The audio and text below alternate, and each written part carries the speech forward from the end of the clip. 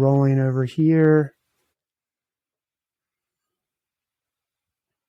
Oh my God, it all came together, Dan. It's good to be here. How many times, man, between you and me, we're always moving around or something's happening. Well, it happens that way, but Cindy and I now have been here 29 years in this house. So we moved from San Jose in our place there. You've been there, not that old place. And we moved down here 29 years ago. We loved it, loved the neighborhood. And I got an acre of land. I got a barn. I got a place to keep my boat. Big driveway. I can pull my boat in. Cindy hates it when I park the boat next to the deck and leave it there for 3 weeks. Well, I felt like I was coming to the tackle shop today. I came in the door and Noel was over here talking, and it was like we were just picking up talking fishing stories. Well, right? Noel came. He buy the returns. I can't remember now. Return something or pick up something. And he's a good buddy. He's just a great guy and good fisherman. And he moved to Santa Cruz, so I don't get to see him as often as he used to. But we were just talking about San Luis, where I've been fishing mostly, Big Lake and the Forebay. It's close, easy to get to, and he can get to it pretty easy. So, we can meet either at Casa de Fruta. It's a good place. Yeah, we ate there, you and I did. Yeah, well, see, Ed Given used to live in Salinas. When he and I would fish, he would drive to Casa de Fruta and park and there's a big parking area in front. He'd just leave his car there, jump in my rig, and we'd go. And then that's where, all my buddies that live south, that's where we'd meet. But with, and Meng Sin, who's kind of taken me under his wing because, this is probably not, but I've been, getting older and having some memory issues. And so, I don't like to, and I don't think it's a good idea to travel alone anymore. No. Either whether I'm going to get on a plane and go to Argentina or who name it, or just go to Florida Keys. I don't think it's a good idea. And so he's been kind of I'm going to take care of the old man. He's I think Meng now. I remember him when he was a teenager. Him and his brother Wayne, when they used to work for Lynn Bibden at the mill pond in Los Gatos as teenagers. And they idolized myself and a few other guys and Lefty Cray. And you guys are the legends. Yeah. So now Meng, Wayne moved up to above Sacramento. And he's a guy, he guides a lot on the rivers up there for shad, stripers. But Meng and I have been going fishing, and he's sort of taking me. I'm going to take the old man under my wing, take care of him, make sure he doesn't get too lost. Well, you shouldn't even be fishing alone anyway, right? No, ever. No, especially in a boat. Right. And especially on a lake like San Luis that could turn snotty real quick. That's a big lake. Yeah, I was actually surprised when we went there how big it can get. Oh, it is. It's got 65 miles of shoreline, and it's all open it's just surrounded by that eastern slope of that mountain range, and that wind comes from the coast, comes down and over and right, and the valley gets hot, and the air temperature raises in that central valley, and that wind just whips, just goes through there, and you can be out on that lake dead flat calm. And when you start seeing some little baby whitecaps, and it's been flat, you start to see those. You start heading to the ramp. Start getting back to the ramp. Yeah. Well, I want to go back. When did you start fishing? When did I start fishing? Yeah, what year? What year? Yeah. Oh my God, I don't know. I was about 10 or 11 years old. Oh, you were okay. Well, let's take from 10 or 11. Let's speed up to when you started fishing in the San Francisco Bay Area, and you really, not really, you innovated fly fishing here on the West Coast. I mean, you're known all over the world. And for listeners, Dan, I don't have my list in front of me because it's actually on my phone. That's the camera. But Dan, you've been inducted into about every Hall of Fame for fly fishing there is. I mean, I thought I might embarrass you if I started reading it because it's just one after the other. And you've been in the Hall of Fame. It's not like you just got inducted. You've been inducted in the Hall of Fame for a long time. You've been editor of about every major fly fishing, saltwater fly fishing, even, I don't know, some of those magazines cover both, right? Right. For Fishing World. And I was the saltwater fly fishing editor for Sport Fishing Magazine, angler editor for Angler Mag. This the number. I don't even remember. It's the list is so long. Yeah. So. But you were really known. I think what I got. I was originally East Coast younger fly fisherman, and you really innovated using sinking lines. And on the East Coast, for the most part, we were really was a floating line thing. And I remember reading about this guy, Dan Blanton, when I was a kid, and I was like, he uses sinking lines. And you were talking about using sinking lines in San Francisco Bay to get these stripers. And I was like, why don't we just use sinking lines to get down to the striper?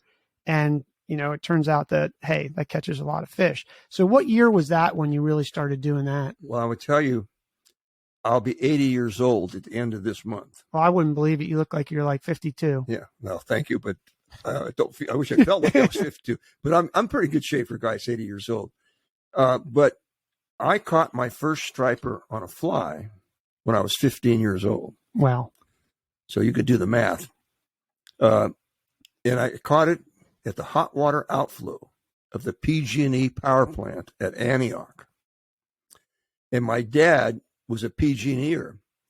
And at the power plant there, they had a little recreational area with a little pier and a little boat ramp. And there was a rock wall. And my dad and his buddy used to like to go there. And it was just a quarter of a mile downstream from the Antioch Bridge. And they would sit on that rock wall and bait fish at the hot water outflow for these stripers. And I was fly fishing with lead core line. I got introduced a lot by Larry Green. And I don't even remember what year it was. Okay. I was 15 years old. 15 years old. Yeah, it was a while ago. And we used those lead core lines, basically started out using them for river salmon fishing on the North Coast. When the water was up high, it was not tide water up a little bit, and we'd use lead core lines. Remember making them out of Gladdy Mark V trolling line to get down to the salmon really quick. Well, hey, they work great for stripers in that deeper water and a fast current. But I remember this. There was a cyclone fence at the top of this rock levee thing. And that fence was about 25 feet behind me where I'd stand to cast. So I had to use a short head. I made a 15-foot head out of lead core with a short leader, probably not 6 feet long. So I could make a back cast with about 3 feet of overhang and not hook my fly on that cyclone fence. But I was still able to cast 50 feet. It was amazing. Well, we used a monofilament shooting line. We used the same rigs we use for salmon. We always used a mono shooting line for distance and ease. So I used a mono shooting line, probably 25-pound test something, and boom, cast it out and hit that in that current, and that lead core line would get it down. And I was tying a fly. It was sort of a Joe Brooks blonde style, but more refined with a big head, big chain bead eyes. And I called it a bay dredger. And it would get down quick. And a white wing with a red top, just a plain red and white. And that was the first fly I used. Cast across that little current outflow, hot water outflow, and it was always best when it was falling tide, because water would get lower, and I guess bait would get drawn out. And those stripers would come out of the river and get right there and wait for bait to come out with that flow. Cast across it, let it swing, and just start pulling it, and bam, So I caught my first striper there, right next to my dad and his buddy fishing with bait. And I think I caught 5 or 6. They were like 3 to 6 pounds, schoolie, but I got them. And my dad never learned to fly fish. I wish he would have. But anyway, that's where I started fly fishing for stripers. But so I fished that until I was probably 18 or 19, and but I wanted to be a saltwater fly fisherman. This was freshwater. This was in the San Joaquin River, and so I went talked to Larry Green, and Larry Green at the time was a very well known outdoor writer, and he's a good friend. He's Sam Bruno. I went to say, Larry, where do I go to catch stripers in the bay? I want to catch saltwater stripers. And he told me about the airport coves, about the airport runway pilings, South San Francisco Airport, in that area. SFO. SFO. And he knew that area real well because he worked there. Mm. And he and his buddies used to fish off the bank at night. He says, Dan, go there, go there. He told me about the radar screen, the lights at night, the fish blowing up underneath there. And anyway, I had a little 14-foot skiff, and I'd go out there by myself, which was really dumb, but I did it. You know, young guys, you know, all the way into I did it starting about right after I got out of the service when I really started going out there, 23, 24 years old. And Larry had shown me all those spots. And we'd go out and fish those runway pilings and fish the beaches at high tide. And there was one place, it was this set of pilings that had a light shining down. And I could see stripers. I'd be pitch black. I wouldn't even go out there and you could go out there at night. And I went out 9 o'clock. It'd be dark enough at night. And I'd be putting out there with my little 14-foot skiff, a 10 horsepower motor. And I could be 100 yards away and I'd see the blowups. Wow. Under the lights. Boom, boom. And boy, my heart would race. And I'd be by myself. And I had 2 PG&E, these big insulator things. You see them hanging down from cross arms on poles, those brown things that hang down and hold the wires. I had a set of 3 of those on each one. They made like big mushroom anchors. And I used them for anchors, and I positioned my boat broadside just outside the lighted area. I was in the dark, and anchor up so I could cast, and I'd cast up tide and let my fly swing into that lighted area. And oh man, so I did that. And actually, I think about it, it was illegal to fish from a boat in the bay at night then. You could fish from the shore, but not from a boat. And the only reason was for safety reasons, of course. You could fish the Sacramento or San Joaquin River at night, and that's a more dangerous place than the bay. And up there on those flats, there's no ships going. But anyway, found out later the warden knew I was fishing out there, but I never kept any fish, so he never bothered me. But it was great. And then we fished all that, San Francisco Bay, South Bay. That's where we got started, basically saltwater. I wanted to be a saltwater fly fisherman, so I went to the bay. And we fished all that. Then, of course, we went up and started learning the river systems and fishing the San Joaquin and those rivers up there for stripers, and started traveling to different places. Did you figure this out on your own? Yes, pretty well. Larry Green, I'm going to give Larry credit. He told me where to fish South Bay in the airport area. He told me what flats to go on, what bridges, what piling areas. He turned me on to that. Because he knew it all. And he didn't have any problem sharing. He was an outdoor writer. He wrote for all the major magazines. Larry Green was a very famous outdoor writer. But, you know, he didn't have any problem telling me where it was. He was a gear fisherman, so he always fished with plugs and jigs and things. And he wanted me to go out there and catch him on flies because he was going to write a story about it. And did he? Is that what he did. He wrote a piece about it. That's before I started writing. So he wrote a piece about it. We got some pictures and gave. You think that's what launched your popularity? Yeah, it started there, and then I think what really launched people getting to know who Dan Blanton was. I was one of the founding members of Flycasters Incorporated, which we called San Jose Flycasters, one of the biggest clubs in Northern California. And I'm one of the founding members. And we got the club going and got people interested. We had a group of guys that I introduced to saltwater. I introduced the club to fishing for rockfish in Monterey Bay. I took them down to King Harbor. We used to rent a Greyhound bus and put prams in the belly and take the 50 people in February from my club. We'd go down to King Harbor. We rented rooms at the Redondo Beach Hotel, and people that didn't have a pram, they'd rent their little wooden rental. Yeah, you can rent a boat there. Rent a boat. They'd rent their boats, And most of the guys, I said, stay inside the harbor because they had a hot water outflow boil inside the harbor. So we always went in February when it was cold because those bonita would come into the harbor to get to the warm water because that's where the anchovies were. And they'd have that hot water boil circled. And there would be people that never had seen their backing on their reels. And they had hooked into a 4 or 5 pound bonita. And all of a sudden, they saw backing they never knew they had. And but we'd have a ball. We'd stay down there for 2 days and fish the King Harbor, and then from there, I'd take some of the members out in Monterey Bay, because then I was starting to travel, going down into Baja to stay at the Hotel Oasis and fishing down there for bigger fish, Dorado and sailfish. How'd you learn about that? Just by reading people, the Joe Brooks stuff and other people that were going down there, writing a few pieces about Baja, talking to people.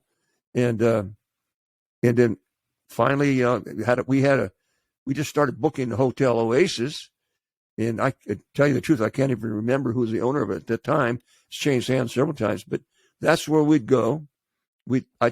First I went down with just myself and a buddy, Bob Edgley, Lawrence Summers, Ron Dong. Did they know about fly fishing down there, or you just tell them to take me out? No, the guides never knew it, so we went. And I can remember my guide looking. I got the fly rods, and he's looking at the fly, La Pluma, feather or whatever. And it I says, find me the fish, that'll catch them. And my broken Spanish, they're barely. And my first guide down there, Harold, Ronaldo Rubio, and I trained him, and I taught him to fly fish and how to guide for fly fishing, And so I said, we'd take a live bait well full of live baits, and we'd get out around find some floating sargassum grass, or maybe an area where we saw some Dorado jump. And I said, okay, chum, but you don't throw out a huge amount. I said, no, don't. 1, 2, 3, 4, no seas, no más. And I tried to tell him just a few at a time. And when they come, every once in a while, throw another one. Keep them coming. But don't throw too much bait. I want them to eat the fly. So they throw, just get them going. And I could tell when it was ready. And I said, okay, one more. Uno más. You trust one more bait. Dorado, wham, you get it. Then I'd slap my fly down and bam, I'd have one. And I taught them how to take fly fishermen and how to find them and how to chum them and keep them around the boat without overfeeding them. You wanted to just keep them around. And he became a really good fly fishing guide. That was out of Laredo. So when I'd go down for 3 weeks at a time, and I'd take groups and groups to meet me. And I'd have my voice getting a little garbly there all of a sudden. Anyway, so he would take out people. So you were taking these people on these trips, and that's really how you started. They'd know you'd be like, hey, go with Dan. He catches a lot of fish and he's fly fishing. Then I would start. I started working with Bob Naheim, the founder of Fishing International, one of the largest fishing travel companies around. Eventually, he became partners with Frank Bertena, the baseball player. Anyway, Bob and I did some traveling deals, Costa Rica, for example. And Bob started a travel company from there. So I started putting groups together before Bob had to Fishing International through like the club. I get together and I'd book rooms at the Hotel Oasis. And then I'd tell either the hotel would reserve guides, and I'd always reserve my guide, Harold. And then we'd get enough guides for 2 men to a boat. And then maybe I have a dozen people. And we'd go down. And I even took women down with us. The women that like to fly fish. And we just stay in the Hotel Oasis. We had the nice restaurant there. Our guides would pick us up on the beach. And we'd go out to Isla Carmen. We'd go out anywhere around the islands. Didn't have to go too far. And we'd always go in July, July through September when the ocean is likely to be calm. And And I always try to time my trips on a dark of the moon or a quarter moon, never on a full moon if I could avoid it. And just because I didn't want the bright sky at night.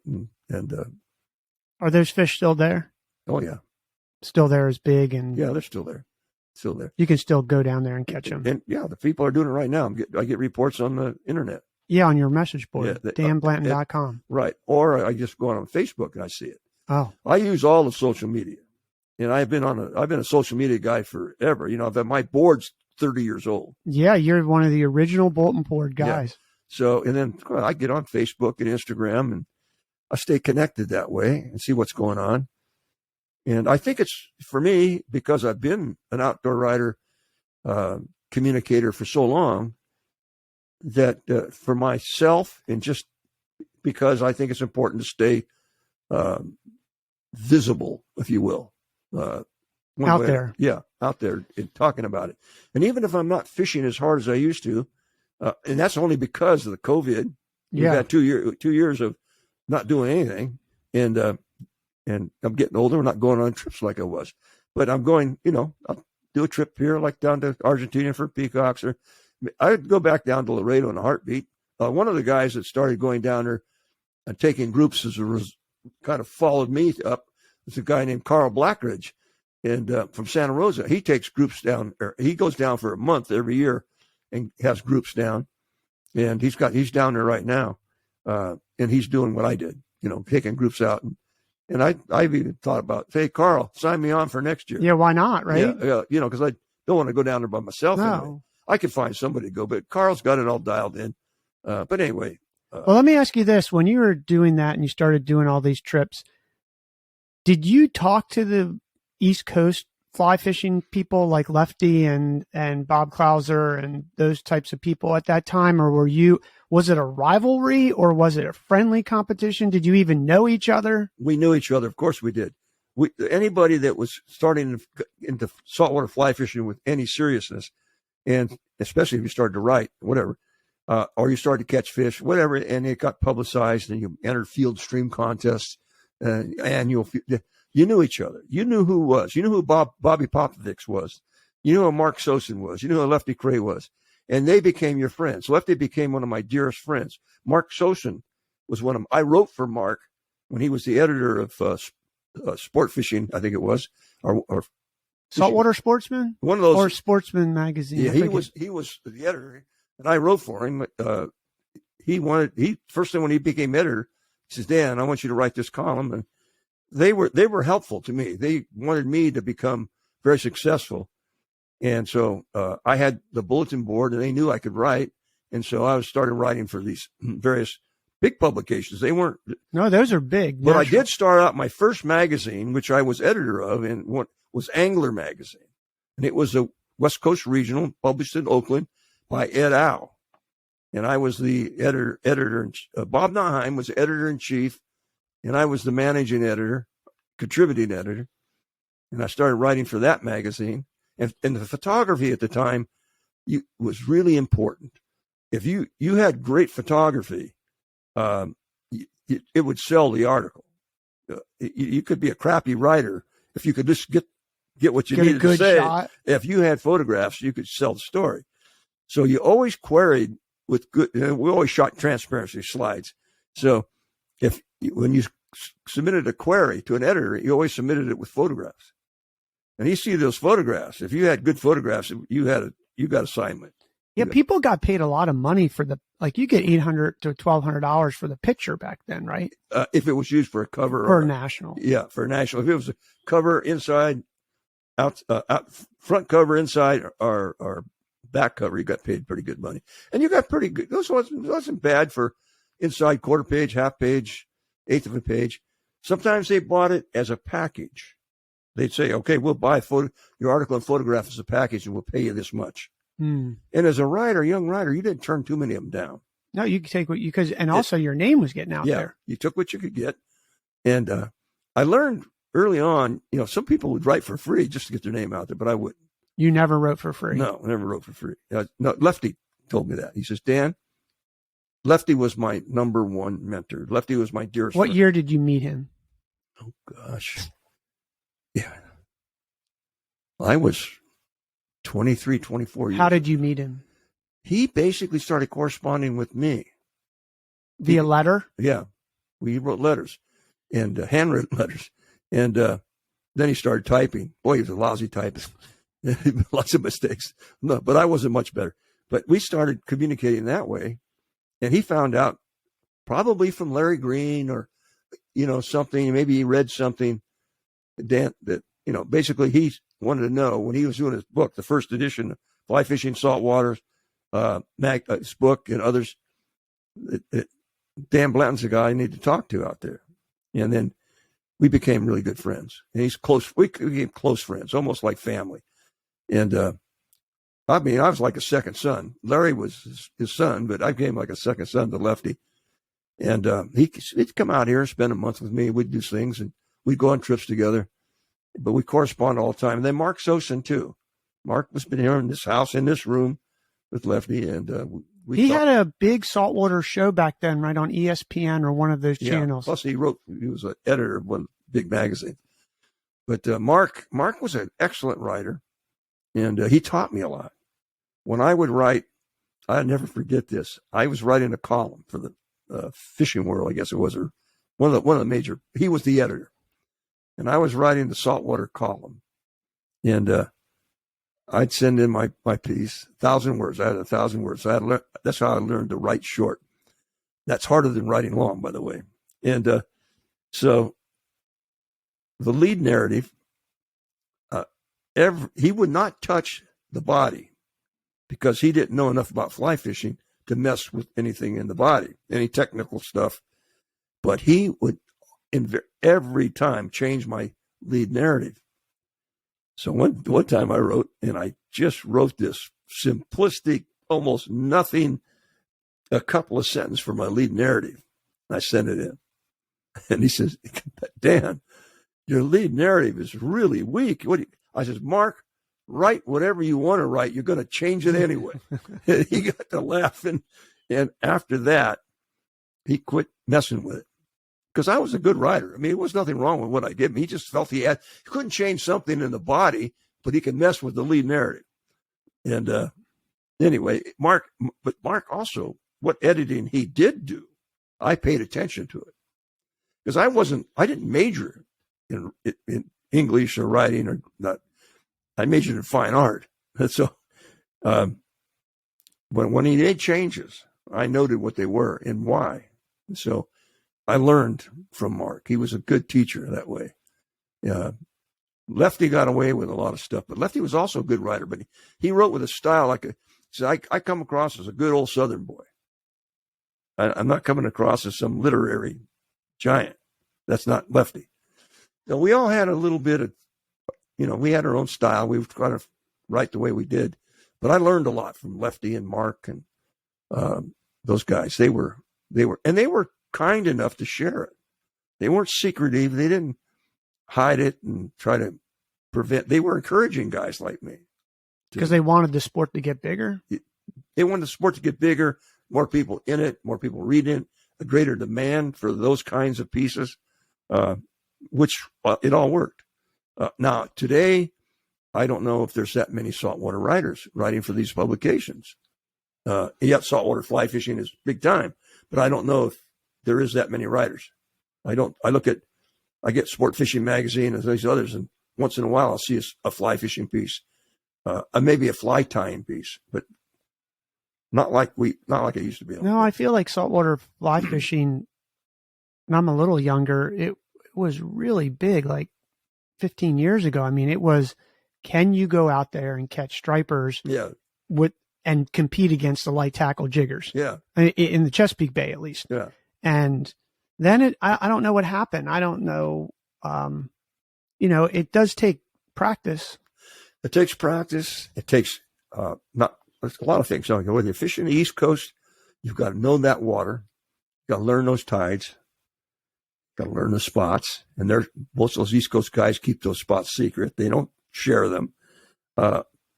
Same thing here on the West Coast. HPSs, right? Yeah. I learned that from you. Yeah. I call them high percentage tips, but you call them high percentage spots. Yeah, high percentage spots. That's the places. HPS. But you could have high percentage tips too. But HPS, HPTs. But anyway, So you had to learn it. And so that was a difficult thing. And then you had to have the gear. Then you had to know how to use the gear. You had to have the right fly lines. You had to know the tides. So, and it wasn't like you go out in a boat with a spinning rod with a bucktail jig and just start winging it out there. It took a little more effort, a little more time, a little more knowledge. And I'm not saying people couldn't learn it. No, right. It wasn't, something secret and dark, but it just took time, and you had to be willing to do it. You had to want to do it. And you had to become fairly decent at it, because you can't just go out there if you don't know how to cast and cast a heavy fly line with a big fly. Not if you valued your ears. And, so it was a little more to it. But the guys that did it, got really big. Bobby Popovics, you guys on the East Coast, I could name them all pretty good. They were all buddies of mine. We were East Coast, West Coast buddies. And they were doing their writing and in their books and popularizing stripers on a fly and bluefish. They got bluefish on the East Coast. Oh, we have huge bluefish. Yeah, bluefish. So stripers and bluefish. Some of the guys got into sharks. Albacore. We call them albies, but out here, we call them, I guess, bonita. Well, we have albacore and bonita. We have both? Yeah. And there you have false albacore. False albacore down in North Carolina. Yeah, and false albacore are bigger than our Pacific bonita. Although I've caught Pacific bonita in September and October that weighed 15 pounds. Really? Yeah, monsters. The big fish were the fall fish. But I don't know if we even still have them anymore. Where were you catching them back then? Out of Monterey Bay. Monterey Bay. Right out of Monterey, fishing around the kelp beds just outside. Out of center console boats or John boats. Yeah. We were just most Boston whalers, buddies of fishing. We're in the bay on a nice flat day. There wasn't any big waves. When it started to come up, get uncomfortable, the wind up, well, we were usually done because we were on the water before sunrise. And then we'd get out in that area and we'd start set up a chum slick or doing what we're going to do. But Ian, I got a question. What is it about striped bass that's so for fly, like saltwater fly fishing? Even for me, it's like the striped bass is the quintessential fish to go after. Because it's on both coasts. It's readily available on the beach. It's readily available off the beach, farther out. It's really good eating. It's not like a bluefish. It's really good eating. It became, it's kind of like, it became the king salmon of the ocean. When you go up fish the rivers, you go in October, November on the rivers, you're looking for king salmon. Or you're going up, it became the salmon of the ocean for the fly rod and for gear. Gear anglers loved it. They are the guys that started it, throwing big plugs. Some of those plugs were 1.5 feet long, and throwing plugs. And then fly guys like Popovics and Lefty and all those guys. I know I'm missing. I got a list as long as my arm of those guys. Started doing it with fly rods, and then those of us on the West Coast that were interested were reading stuff about these guys, and we wanted to do it too. So it became a kind of a kindred spirit thing where we're both. But the striped bass was the fish. It was available on both coasts. Good eating. It'd eat flies, and obviously flies, plugs, and bucktail jigs. But it ate flies really good. And so it became the targeted fish, became the fish to go for. I mean, what better fish? I mean, good looking, hit strong, fought good, delicious when you want to grill them up. So they're like smart enough and dumb enough at the same time. Right. Yeah. That's a good point. If you're a person who loves challenges and you like to go like Del Brown, bless his heart, Del Brown, the permit master, caught over 500. The Merkin fly. Del caught over 500 permit. That was his goal. I think he got 501 before he passed away. He'd call me every week when he'd come back and tell me what his score was from he's down the Keys, how many permit he got or won or whatever. Kept me up to date. But he cost me a trip to Guanaja in Honduras because I read his book and I heard that there were permit in Guanaja, Honduras, and I went down there, and yeah, he was a permit guy, right? Yeah. Well, you could hear they're probably permit in Baja someplace, but you got to find where they are. Yeah, exactly. Because the shots are so rare, you don't get a lot of shots. I would still say Key West is the flats of Key West, still probably the number one place, or Cuba, the flats in Cuba. Oh yeah, flats in Cuba, and then Key West, out of Key West. Those are probably the two best places if you want to catch a permit on a fly with a good guide. Those two areas is where I'd go. And I interrupted you about Del Brown. But Del would. He and I we'd fish together even before the Merkin. But Del loved to sight fish. That was his thing. He loved to sight fish. And even though we'd go out in the bay together and blind cast like we did, that's what everybody did for stripers. When we'd go to the Florida Keys and fish together, and we might have my guide, Ray Fetcher, one of his guides, Del always we had a deal. I got all tarpon shots, he got all the permit shots. And he'd stand up there on the bow of that boat when it's his turn and have that Merkin. I got a picture of that Merkin fly hanging, and he'd hold his rod and his fly. He's a right-hand caster, but while he was standing up there waiting, he'd hold it in his left hand. And I asked him one time, Del, why do you hold that rod in your left hand? He says, because I don't want my right arm or hand getting tired holding the rod. I said, it doesn't take anything to switch hands. You see a permit, they switch hands. I said, well, that makes a lot of sense. And so that's how he did it. He always held the rod in his left hand, the fly dangling just a few inches below his hand, the Merkin fly, ready to go. And then he see a permit, switch hands, put the rod in his right hand, the fly in his fingers, and he'd be ready to make the cast. And he never tried to make a real long cast. He waited till he was within 50 feet or less, because they're tailing up. If the guy's pulling the boat right, he wanted to make sure that when he made the cast, he'd only do it no more than 2 false casts. And he would drop that fly within a foot of his nose and then just let it sink. So I've got a whole article on, the permit master and his techniques. But he said, I try to bean him. I remember him saying this. I try to bean him. That means hit him in the nose, beat him, hit him in the head. Because likely you're not going to hit him, but the fly's going to drop real close. And you want it close. Splash, pop. That permit's going to turn. Let it go to the bottom. Don't do anything. Just let it go to the bottom. That permit's going to see that thing there. You got a Merkin with the wiggly legs. He's going to scarf it. If he didn't see it, you might give it a little twitch, but you don't start stripping it like a tarpon fly. And that's how he did it. And it worked. I got my first permit doing exactly what he told me. And so. How come you agreed to that? He gets the permit, you get the tarpon. Did you want some permit too? I'd rather catch tarpon. Really? I was an action guy. I mean, what the heck? You throw to a big 80, 90, 100, 120-pound fish. You could see it. You throw to it. You start pulling that fly. Maybe there's 3 or 4 of them in a group, or maybe a single, but 3 or 4 in a group. And one of them turns out and starts chasing your fly. That's pretty exciting. And then you see him just open his mouth, and boom, the fly's gone. And you rip, you hit him, and that thing takes off, and he's jumping, tail walking. You're bowing, trying to clear a line. It's pretty exciting. I liked that. Permit fishing was more like, I don't know, it's more like doing homework. It was, you stood there for a long time. You might get 1 or 2 shots, and maybe you're going to, even if you did everything right, it still took a lot of luck to have them do what you want them to do. Right. I remember the first permit I caught.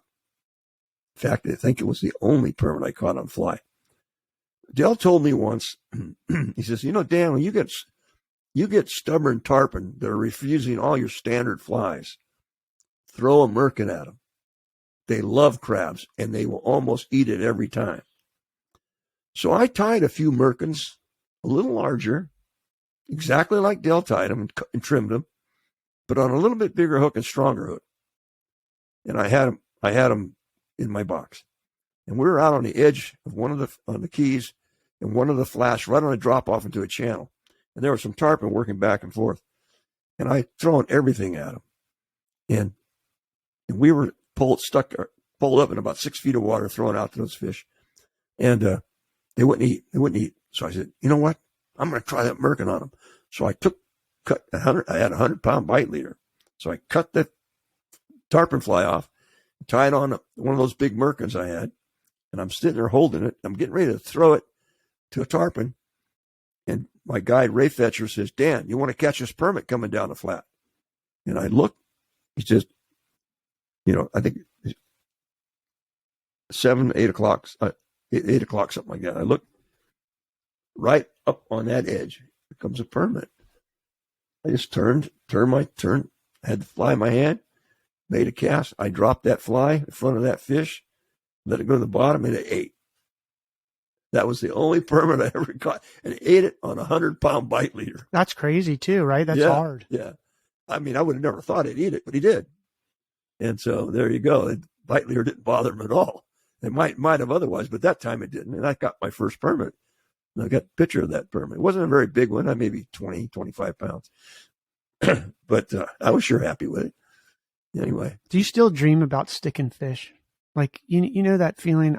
I dream about that. The hookup. The hookup is like nothing like it, is there? No, I tell you what, it's a combination of feelings, a combination of surprise, even though you're trying to do it. And if you can see it eat, it's even better. But if you can't, it's that stop and you make the difference between an eat and a snag. You snag a log, you get fooled sometimes, but when it's a fish, even if it doesn't make a move to turn right away. And you rear back, I do a scissors strike. That's what I mean. I swing the rod low into the side and I pull on the line simultaneously. So I'm spreading my hands apart.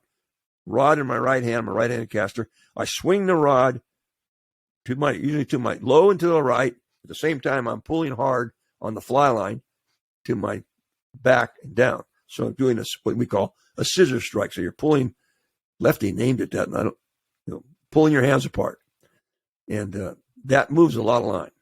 Now, a lot of people strip strike. They don't move the rod. They keep the rod pointed straight at the fish.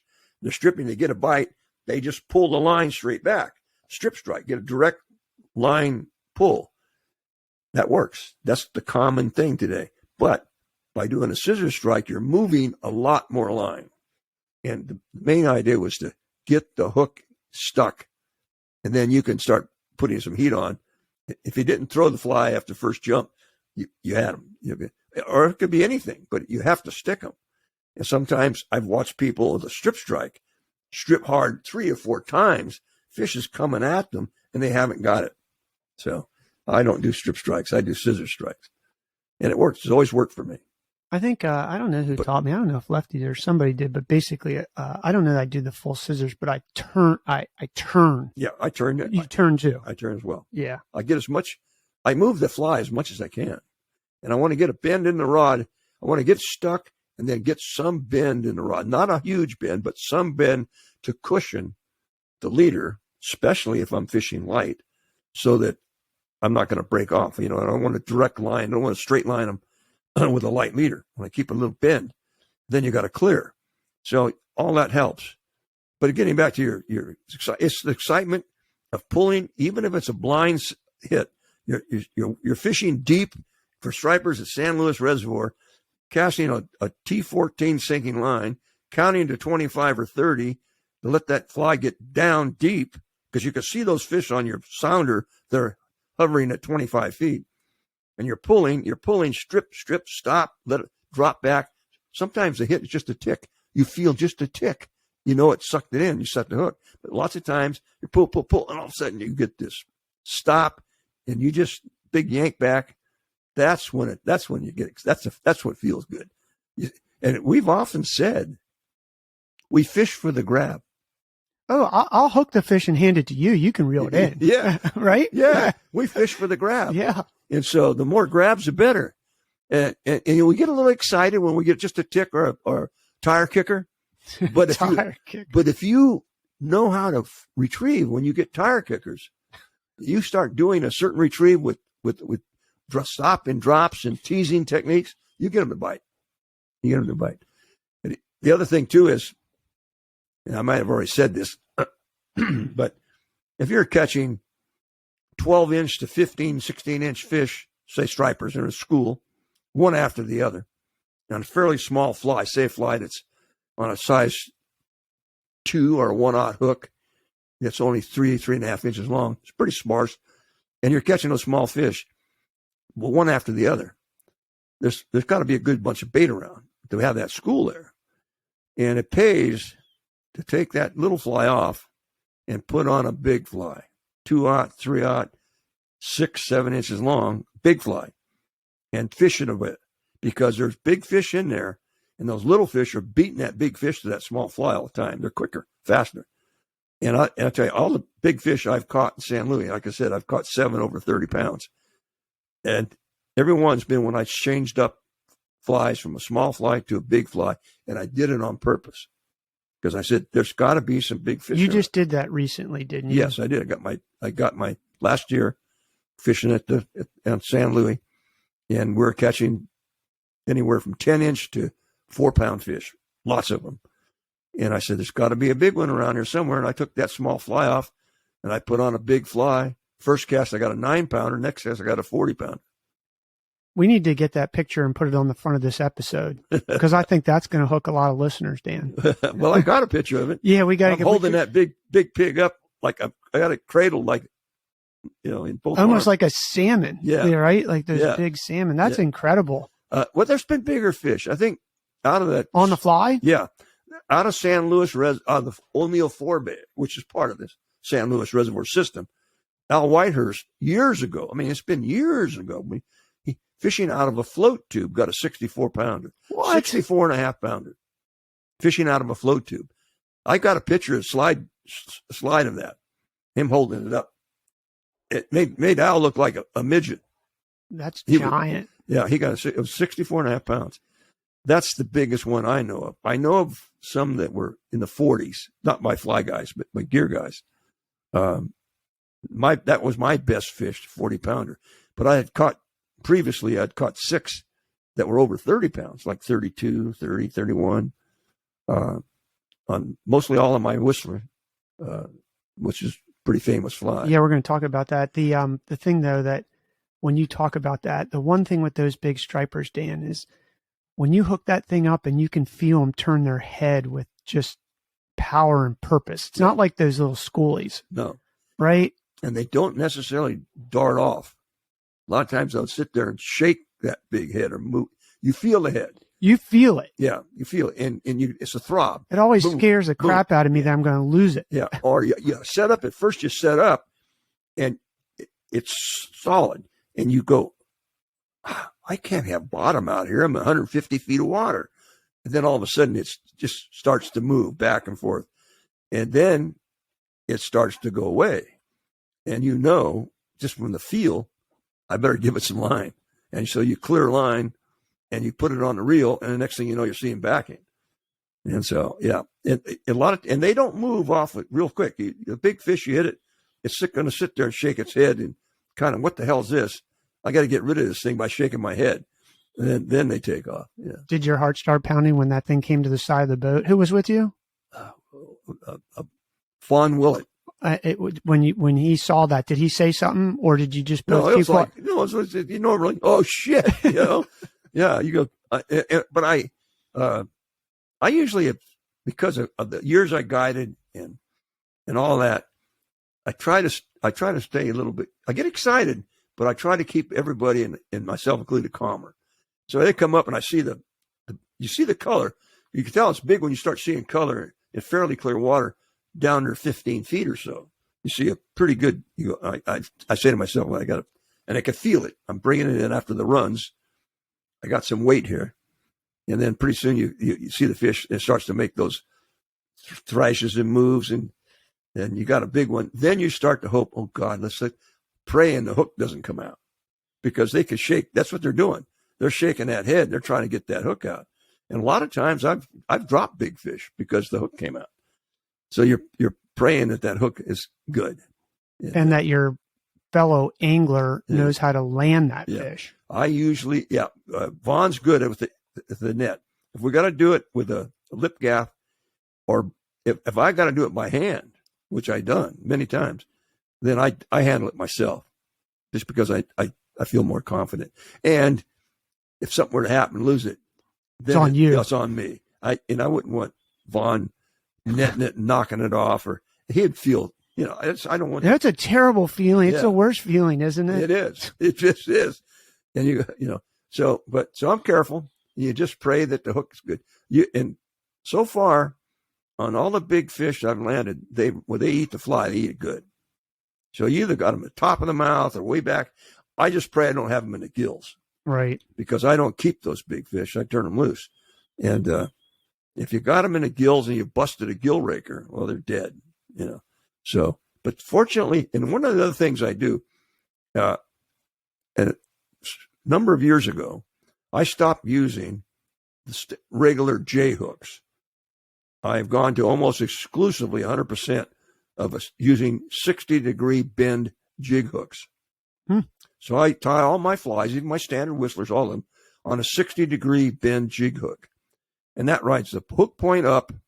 And with the jig hook, the 60-degree bend, it's not a 90, so that's made for retrieving, but it's still got that 60-degree bend of the eye of the hook. And you tie everything from the bend of that apex of that bend of that 60-degree, tie everything back. So that acts like a big lever. So when you set the hook, you've got an extra lever when you're pulling on it. And it rides the hook point up when it's on the jig hook. It really are great. And I started popularizing it. I started writing about it, a dozen years ago. What brand hook are you using for that? It's not a Mustad, is it? No, not a Mustad. But the Mustad makes a good jig hook. Yeah. It's Targus. Targus. That's the one I like. Targus. But any good, and it's a bronze type hook. It's not stainless, but it's good and strong, and it got a good bend. And but Mustad makes a good 60-degree bend jig hook.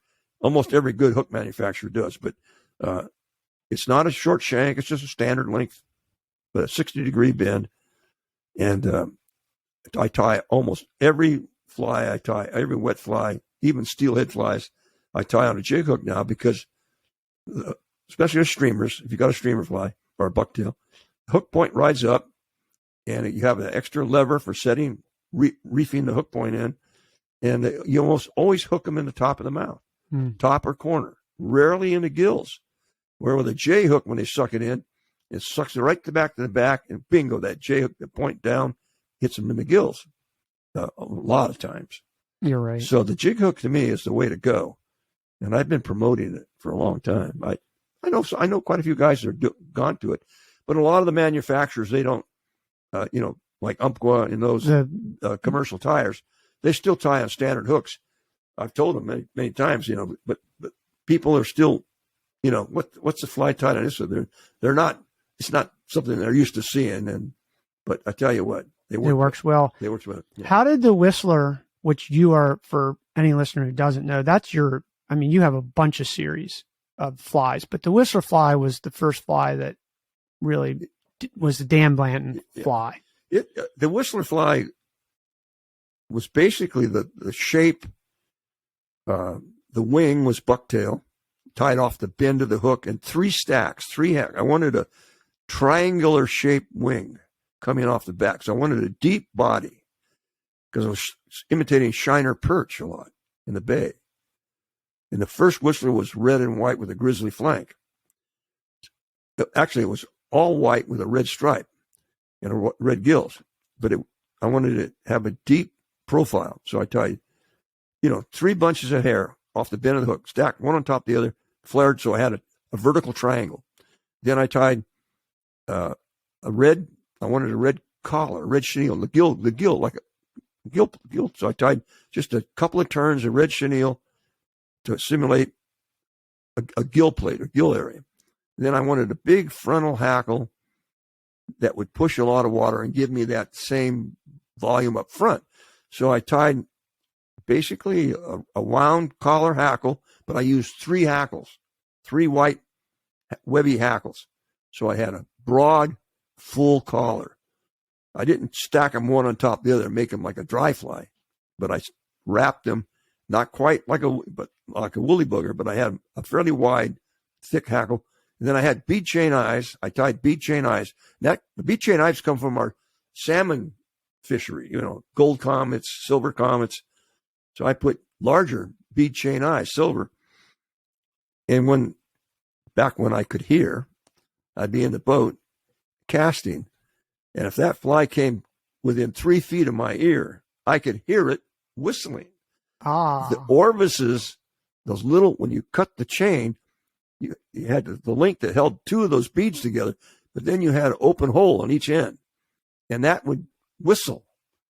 And they would go through the air whistling. And you could hear it. That's how I named it a whistler. That's how it got its name. That fly reminded me of the fly that you described when you were 15 and you caught it on that shore, because you said that was red and white too. Yeah, it was. But it was red and white, tied like a Joe Brooks blonde.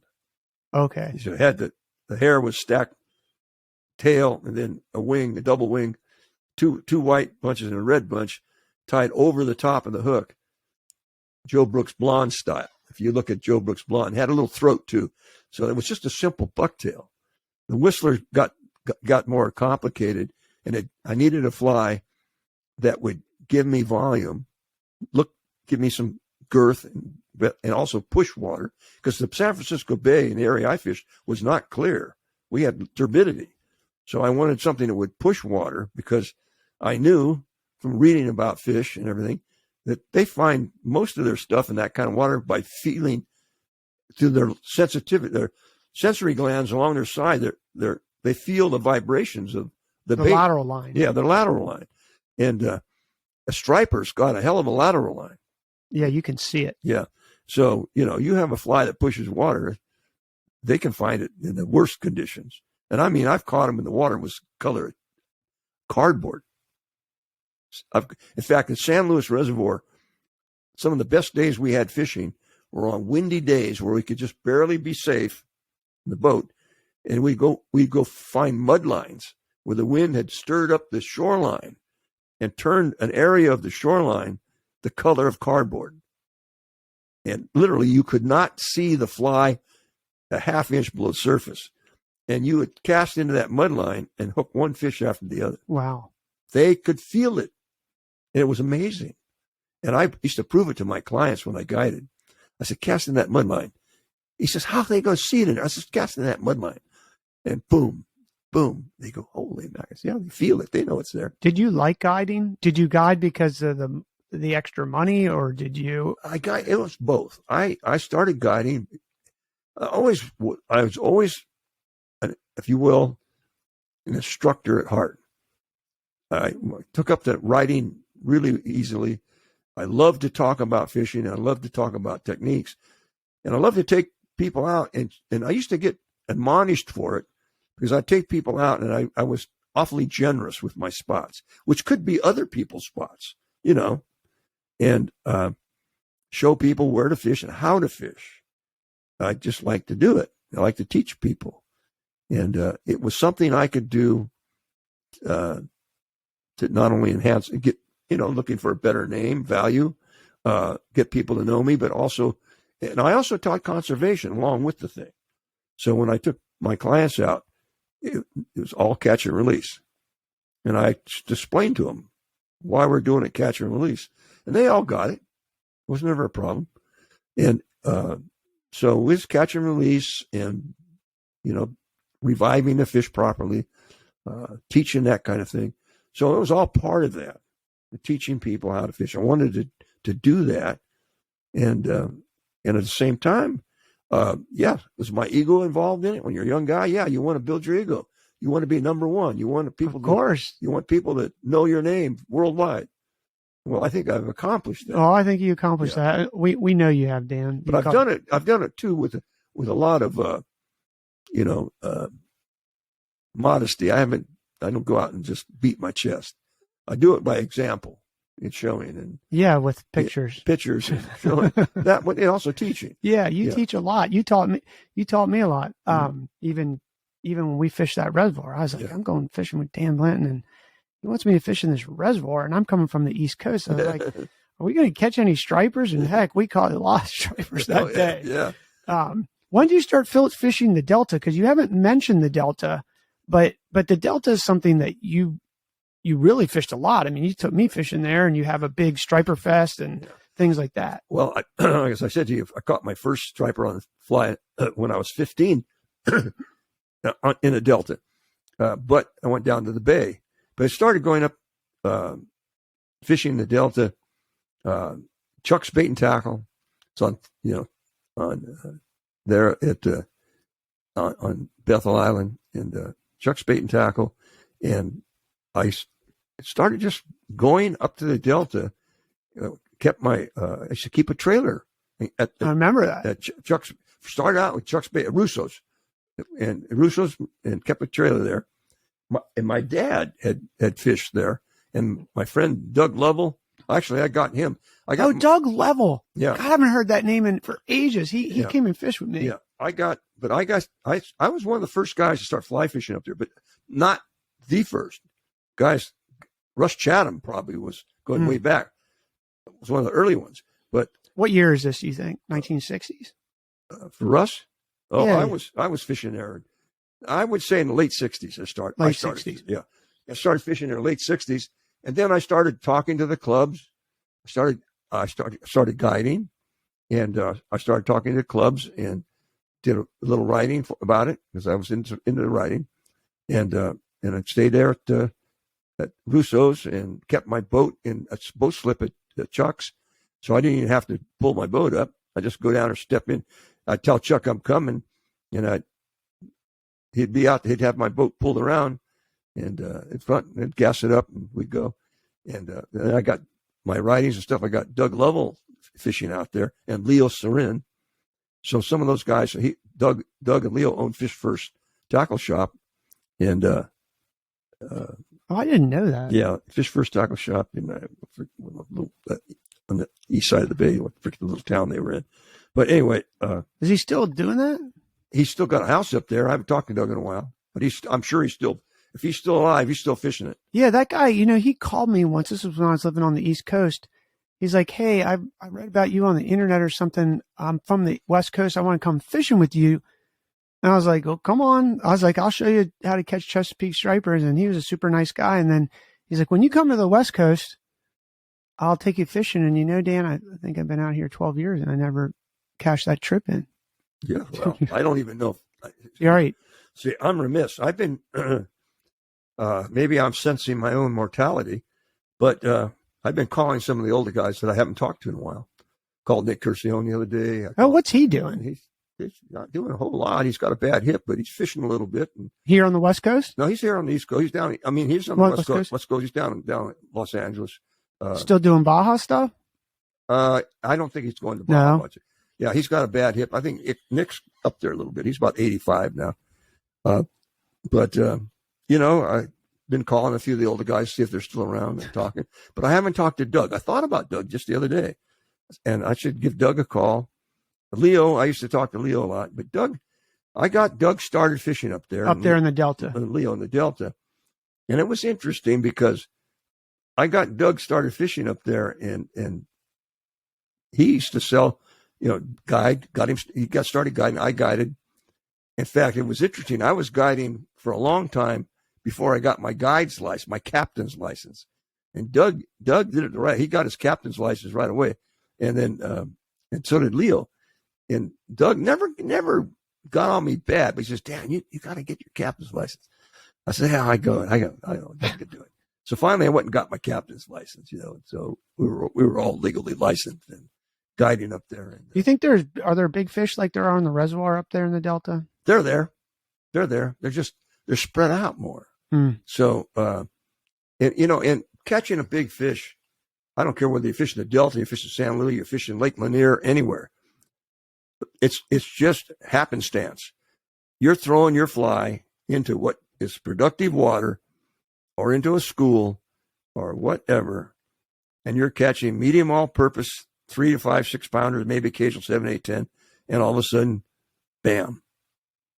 It's not like, I know on the East Coast you can get into schools at 20 pounders and bigger fish, pods. Not as much anymore, but yeah, you used to be able to. Pods of them, but not here. Not here. Yeah, you might might be 3 or 4, but the big ones are generally solitary, or just 1 or 2, and they're mixed in with the smaller fish that are feeding on the bait. But you might be going down a bank or a point, an ambush spot. Like a big fish he's going to territorize a good spot, an ambush spot. So if you're going down a bank and you say, that point's, that's hot spot, high percentage spot 1, there's high percentage spot 2, the high percentage spots.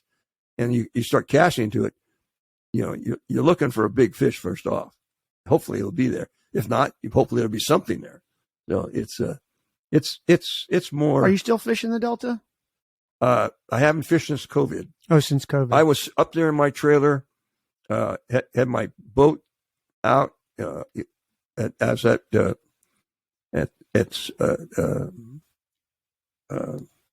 landing there. I can't. Oh yeah.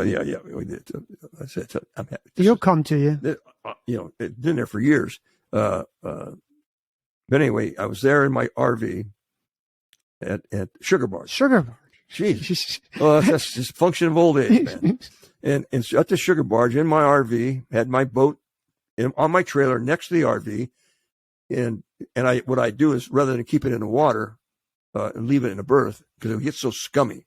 So I kept it on my trailer, and whenever I want to launch it, I just get the kid, hey, kid, and hook up the tractor, pull my trailer over, and launch the boat. And I was sitting there talking, and I was just starting to have some memory issues, recall, and it scared me.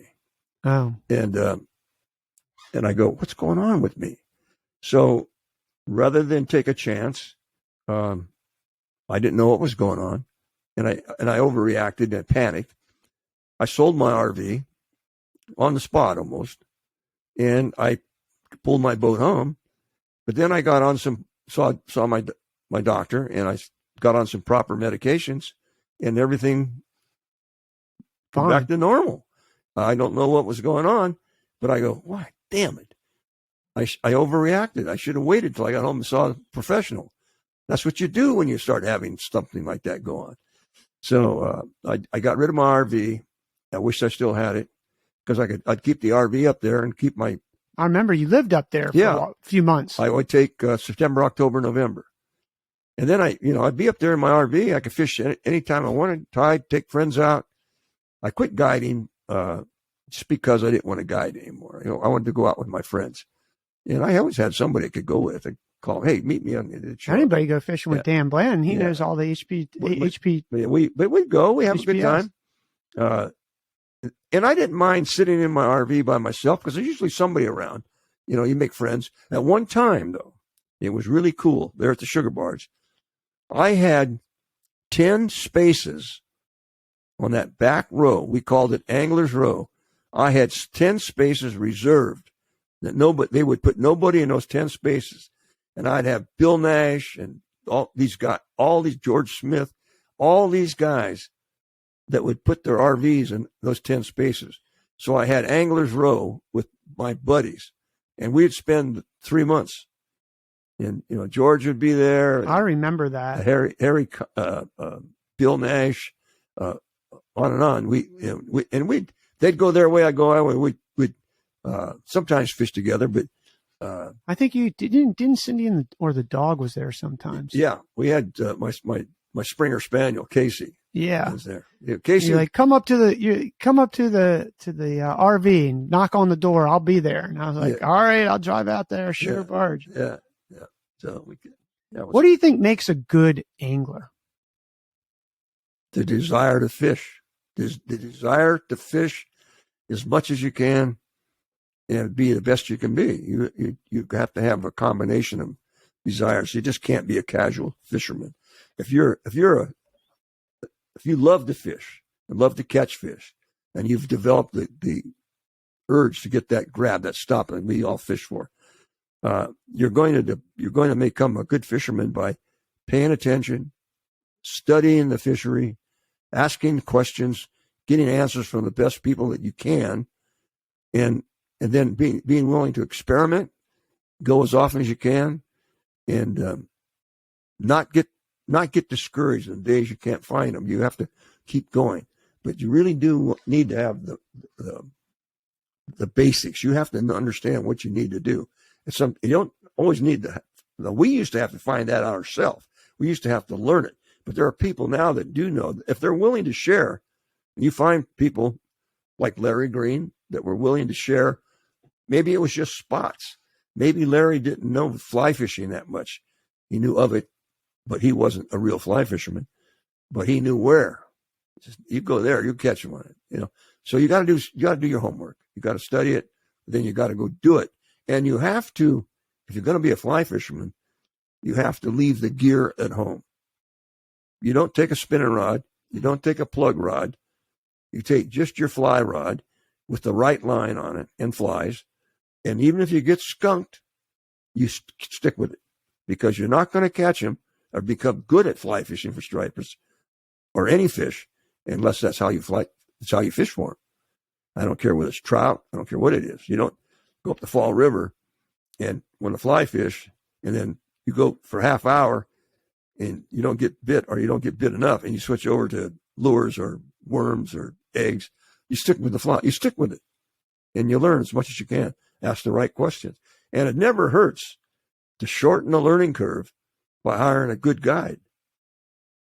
I mean, it's a great investment. You're going to go to the Florida Keys for the first time. You're going to go out and rent. You can rent a flat skiff. And you go out there on your own, even though you read all these articles. You could go to the bridge, maybe 7 Mile, anchor up on the channel. But if you're going to go do it right, you better go with a guide. Pay the money. Go with a guide. He's going to teach you not only what to look for, how to look for him, how to make the cast, where to make the cast, how to hold the line, how to hold the fly. You do anything wrong, he's going to be on your ass constantly to get you to do it right. I'm telling you, you go hire a good guide, at least 1 or 2 days. The first time you ever do it, it's worth the investment, because you're going to come away, you're going to know what's going on. And guides do teach you a lot. If they're worth their salt, they teach you. Do you think what you just said is advice for life, that everybody gets skunked and you got to keep going back and keep casting? If you love the sport and you want to get good at what you're doing, where you're doing it, yeah, you got to keep going back. And you have to try something different approach, or maybe you weren't there quite at the right time. Like you wanted to go fish for white bass at Lake Nacimiento, and you got there in August. May not be a great time. The fish are scattered all over the lake. But if you got there in, say, March, April, when they're up near the narrows, up near the spawning areas, fishing the areas they're congregating, in preparation of spawning, you got a better chance. But if they are on the main lake, you got to recognize when there's a cove, place they can trap bait. There's another. You got to recognize spots. You got to recognize habitat. What is likely to be holding bait, and they'll be there.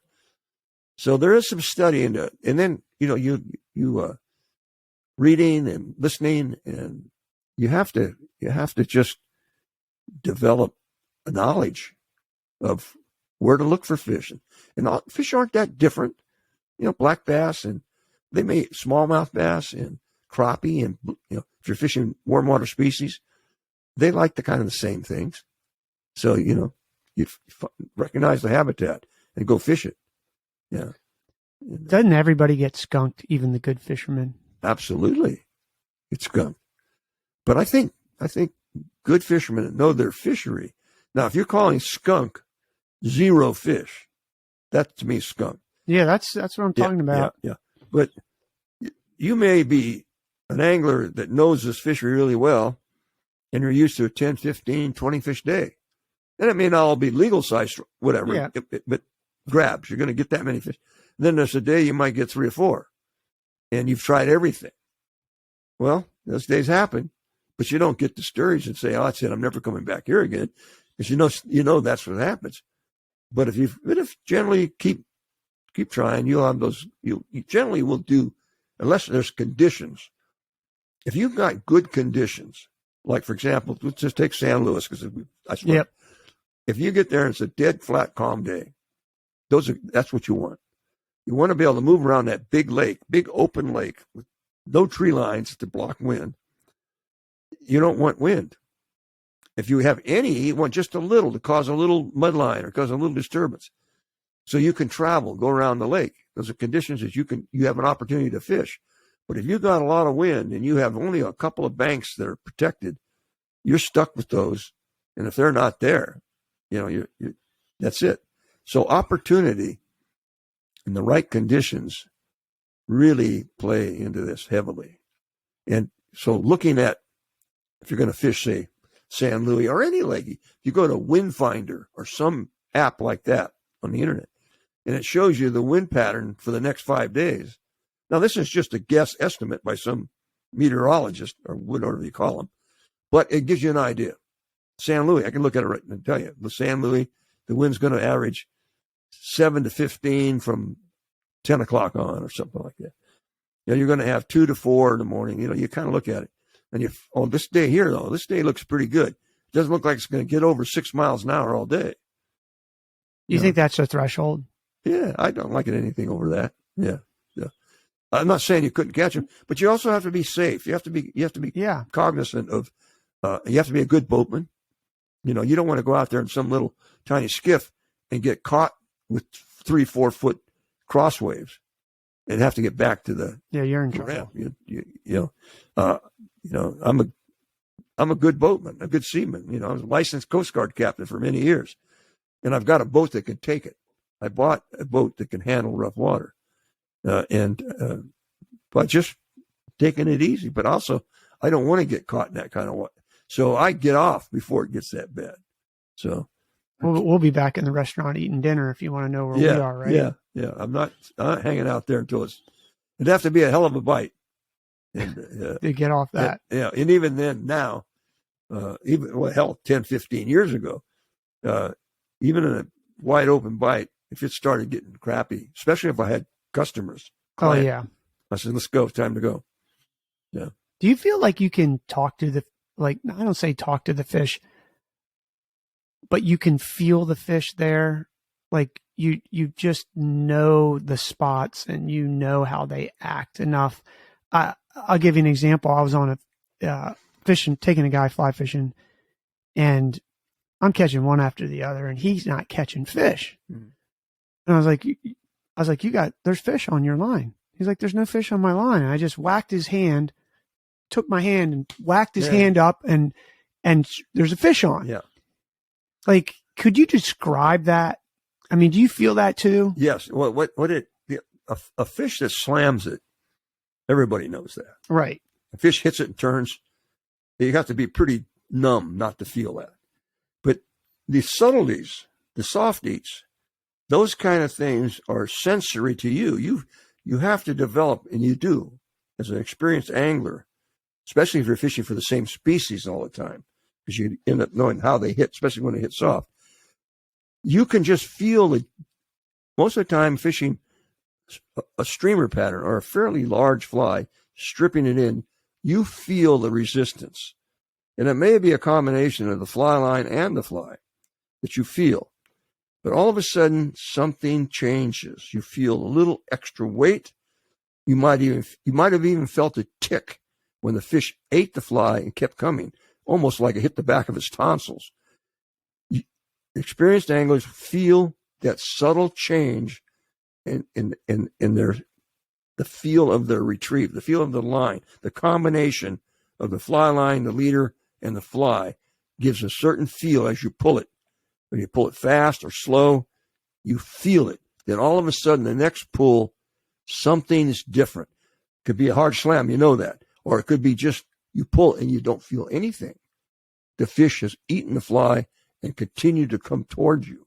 So you lose a foot or maybe more before you start to feel tension again. When I lose complete touch, I don't feel I set the hook. I swing the rod because I know fish are eating that fly. Sometimes I'm strip, then I feel that little tick. It's just, a tick. And I set the hook.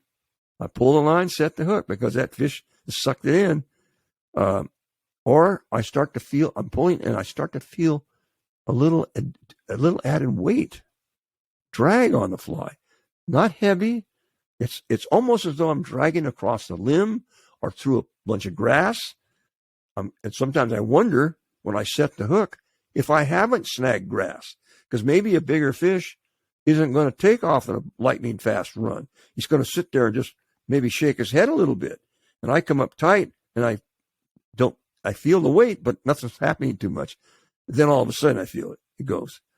So yeah, you develop a feel. You develop a sense that when something eats your fly, all those various combinations I just mentioned, you learn to recognize them. And above all, you don't take any chances. If you feel something, it doesn't feel like you've been retrieving this fly dozens of times, and all of a sudden something doesn't feel right. Set the hook. Don't take a chance. Rip line. Rip lips, as I say. Rip lips. Rip those lips. Yeah. So let's say that today I said, hey, Dan, there's going to be perfect conditions wherever we go. We can go catch any fish in the world. It's going to be an easy trip there, but we can fish for any species. Where are we going? Well, my favorite species on a fly, and I've got a lot of them. I know, but you only get to pick one today. But my favorite species on a fly, if I could pick my conditions, pick my area, it would be a tarpon. Tarpon and shallow water flats. Nothing deeper than 6 feet. The Bahamas, out of Key West, the Keys. I like fishing out of Key West back in the day. And all sight fishing, where the guides are pulling a boat. I do like throwing the mangroves. I've done that in Cuba. I've done it down in that area where you're casting blind to mangroves in shallow water. And baby to junior tarpon, Rio Chico, Venezuela, for example. I mean, I've caught 300 tarpon in a week, 400 tarpon in a week, throwing to the lagoon in Rio Chico to mangroves.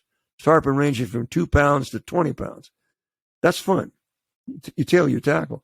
So it would be a tarpon fishing with good shots, lots of numbers coming down the flat or groups, and having them eat, of course, be willing to have them beat up, and sight fishing for them in water 6 feet or less. And, that's your favorite fish. Yeah, being up on the platform, having a good guide that could see him too, like Ray Fetcher. Captain Ray Fetcher was my guide for 17 seasons in the Keys. Wow. He fished with me. We fished the Fishing International catch and release tarpon tournaments. We fished them. It was a team effort. There were 4 anglers, 2 guides, and you had your captain guide. And it was all a point system. Got so much for points for landed fish, so much for jump fish, da. And it was a trophy thing. That was not a money tournament, but all the top anglers fished it, and all the top guides fished it. And Ray Fetcher was our captain guide. And then I remember when we won that tarpon 2 years in a row, won the tournament 2 years in a row, and I won Master Angler 2 years. The Master Angler was a separate award for the individual with highest points. Dale Brown had won it a couple times, but when I started fishing there, I even outfished Dell. But Dell was on my team. It was Dell and me. And everybody started complaining. So we can't beat Blanton and Brown. There's just no way. And you got Fetcher, and then we had Marshall. I'll never forget Marshall Cutchin, who has he became one of the top guides. And he the first time he ever guided, we drew him as our second guide. Because your second guide, you drew. He was on draw. First guide, you picked him. It was Ray. It was our first guide. So we're out there. Marshall had never guided before, but he's out there with us. And we're fishing. We go into the Marquesas, and we're in the lagoon. And you could see these tarpon roll up and then go down. Dead, flat, calm. And he'd pull a little bit and he'd stop and would wait. They'd roll again. They did that until we got close enough to say, okay, the next cast, next time they roll, cast. And, lead the fish, estimate the lead. I rolled up. I made a cast. Bam, I hooked a nice one, about 90 pounds. It all over that place. I get it up, land it. And Marshall's so anxious. He's got that 6-foot live gaff. And instead of hooking the lip, the lower lip, when you hook those fish, you hook the lower lip, and then you pin them to the gunnel, with that point. He shoved it down into his throat to make sure he got it, but he hooked a gill raker. And he busted the gill raker. Well, that's a dead fish. So we lost all the points, and he was so upset. Just, devastated. I looked at him, I says, Marshall, let it go. You're just learning.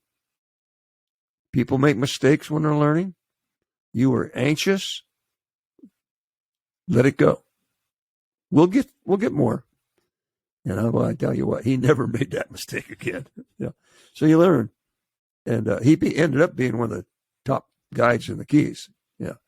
So there was a lot of fun experiences. We fished with all the top guides. Steve Huff, you name them. They were all there fishing that Fishing International tournament with their clients. And do you like competing for fishing? Like, does that change it for you? Do you like more fishing for fun? I like both. I like fishing in those tournaments because we were, like, Del Brown was my partner. We had to set up. He gets all the permit shots. I get all the tarpon shots. So we're still fishing the normal way we'd always fish. But the pressure of like that. No, there was no pressure. I just said, Del, we're going to fish the same way we always fish. Ray said the same thing. Hey, we're going out, we're going to fish, and you're going to fish and hook them and land them. Nothing's different. If we get them, we get them. We don't, we don't. So I didn't go out with any. I wanted to win. Don't get me wrong. But I didn't go out with any. If I don't get them today, come back in sulking, hook my chin and my drink. No, we went ahead and fished. And if we got them, we got them. But when we did hook them, and when we saw them, when we had opportunity, we capitalized. We made sure, okay, make a good cast. Set the hook right. Fight the fish properly. Do what you got to do. Get this fish in so we can touch it. If we can leader it, it was it was 1 point for a leadered fish. And I was at 5. 1 point for a jump fish. 5 points for a leader fish. And then, I don't know, it was a lot more for a fish grab. Right. We tried not to lip them. We tried not to lip gaff them. We tried to fish grab them, which was a lot harder. But so if you landed them, it doubled your points. Oh. So we had a pretty cool system. So, and we won that deal 2 years in a row. And people started complaining about they wanted to break up Dan Blanton and Del Brown. But it was also the guides. We had Ray Fetcher. It was really good. And then we had Marshall, who was learning, but he was learning fast. And he was a good guide. So we did good. So you're still running your message board. It's been, 25? No, 29 years this year. 29 years. For anybody listening who doesn't know, you can go to danblanton.com and you can you can ask any question about saltwater fly fishing. Oh, any fishing, and you're going to get answers within like hours. Yeah, it's not. The board was the number one social, call it for lack of a better term, social media platform for years and years. It was, yeah. And people came, but a lot of people are using Facebook and Instagram, but they still come. They don't post as much, but they still come and visit the board. They're lurkers. Yeah, lurker. They see it. And if somebody does have a question about, it doesn't have to be saltwater fly. It could be any fly fishing. It could be about a destination. Hey, I want to go to, somebody did ask about some place out in the Pacific, way out there about where to fish. Somebody gave an answer. So there's people that read my forum, Dan Blanton's bulletin board, from all over the world. And people ask questions, and somebody is likely to give you an answer. They may wait and lurk, but they will. And so it's going on 29 years. And also, there's a lot of archived information. Oh, there's so much information on your site. If you go to the archives of the bulletin boards and you read archive boards and you search for questions and responses, the information that's there is incredible. Incredible. It's about everything. Huge volume about every kind of thing having to do with fly fishing, destinations, tackle, rigging, you name it. And you still check it every day. Every day, 2 or 3 times a day. Now, I don't necessarily post or respond unless it's something I should do, but I try to give my readers, my people that might respond, a chance to respond. And if I see I can add a couple of things, I try not to contradict anybody. Even if what they said is not quite right, I might approach it like, well, in addition to that, this is another way. I don't try to put anybody down. I certainly don't know everything. I learn from the board. If I wanted to know something, I'd ask the question on the board and hope that somebody out there would respond. Are you still writing any articles at all? Yeah, I don't do it like I used to. I just finished up a piece for Tail Magazine called "The Legend of Casamar," tarpon fishery down in Costa Rica. Is that a good place to go? It was a terrific place to go. Fishing the Rio Colorado. It's river fishing for tarpon. Yeah, right there at the mouth, right? Is that Nicaragua on the other side? It was on Costa Rica, just short of the Nicaragua border. Okay, yeah. We are 11 miles, 11 or 17. I heard about that fishery. I heard there's also a lot of mosquitoes there. Is that true? Oh, yeah. Oh, yeah. You're in the jungle. But you know what? We took mosquito repellent. We wore long sleeve shirts. Worked out. Didn't work. Didn't fit. I think I got 2 pictures of me fishing in short. Now, back in those days, we didn't have tarpon wear.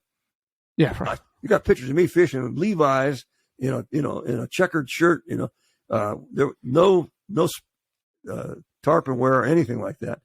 But Harry Kime, I introduced Harry Kime. A lot of people that I introduced there. Harry Kime in fact, Harry had his own cabin there. He'd go and spend the whole season. Harry Kime from Long Beach. And for listeners that don't know, that they're really big tarpon there, right? Yeah, we caught the average tarpon averaged 80, 90 pounds. Average. Yeah. We didn't catch baby tarpon in that river. And really calm days, we never fished the ocean unless it was dead flat calm, because you had a pretty rough bar at the mouth of the river. It split 2 ways. There was a middle sandbar and there was a channel going left and right. But if it was dead flat, we could go out and fish in the ocean, and those tarpon would be rolling everywhere off the mouth of that river. I mean, you just cast a fly out, start retrieving, you got bit. Wow. You think it's still like that? Probably, unless something happens. Something has killed the tarpon, because they're there by the thousands, and they'd go up the Nicaragua, they go up the Rio Colorado, and then they branch off tributaries. I guess they spawned up there. The tarpon spawned in fresh water, kind of like a big shad. But they come into Casamar was on a lagoon. Agua Dulce was a nice placid lagoon that came off the main river, and there was another lagoon called Back Lagoon. It was another lagoon over, and dead flat calm. You see tarpon rolling everywhere, just broaching, rolling. Their dorsal come out, their tails. You can see their tails wagging. It's pretty exciting. Now, that doesn't mean they'd eat, but you get in there and try to catch them anyway. Sometimes you did. Sometimes we bite. But the ones in the river fishing big whistlers, and that was the fly. So whistler will work for tarpon and stripers. Whistler works for everything. It's the universal Everything fly. that eats a bait fish will eat a whistler, fresh and salt water. Is that your first go-to fly anywhere? Not necessarily first go-to, but I'll tell you what, I don't go anywhere without them. If I go up to fish for pike in northern Saskatchewan, I'm going to have a big long one on. No, don't need a big long. No long? No, you don't need it. They'll eat anything. They'll eat a standard size, maybe a wing that's 5 to 6 inches long with a little flash tail. How big a hook? Too long? I like a 2 or 3 odd. Yeah. Yeah. But for pike, but the bluefish, stripers, gar. I mean, anything that eats a bait fish will eat a whistler. And if it's in turbid water, it's even better because they'll push water. It just has the right motion. It was designed to dip and dive like a jig, but look like a bait fish, act like a bait fish. Is the Whistler a commercial fly, or is it still? Umpqua sells it. They do. Yeah. The Umpqua sells it. I haven't got a recent commission check from them lately, but I tried to get them to do my flash tail Whistler. I really thought when I started putting flash tails on my flies, it improved them a lot. I would think so, right? It comes out the back. Yeah, it comes out the back. It's surrounded by the wing, so it flashes back there like a rudder back and forth. Silver flash. I like that version. Yeah, I like it too. It's all I fish, but it's really productive. And it's not the only fly. But if you have some Whistlers in various colors and sizes, you have maybe a deceiver style fly, or my Sarmo Mac, which is a good fly. But if you have a deceiver style, long like a bait fish, and then you have something smaller, shorter, sparser, like a Clouser style. And then if you have a crab fly, like a merkin, and boy, there's a lot of things eat crabs. More than you think. Yeah. So if you've got the general bait fish covered by size and color and shape, is that what your fly box looks like? Yeah. Basic colors. I've got those flies that will, and then I have some simplistic ones that I just knock them out because I know they'll eat them. Like if I go out fishing for rockfish out here in the Pacific, out of Monterey. And a rockfish is not a striper for listeners on the East Coast, right? It's a specific rockfish species. There's like 50 variations. They're bottom fish. They're rock dwellers. Good eating, right? Oh man, they're commercial fish. Yeah, they're just like a bass. If you were to catch a blue rockfish, you'd think you had a blue black bass or olive rockfish. They're nice looking fish, big mouth. And they pull about like a largemouth bass, so you don't need a lot of backing. But because you're fishing the environment you're fishing in, you never know when you're going to hook a white sea bass or a big salmon. So you gotta have some backing. You gotta have the gear. Got to be ready. You gotta have the just in case stuff going on.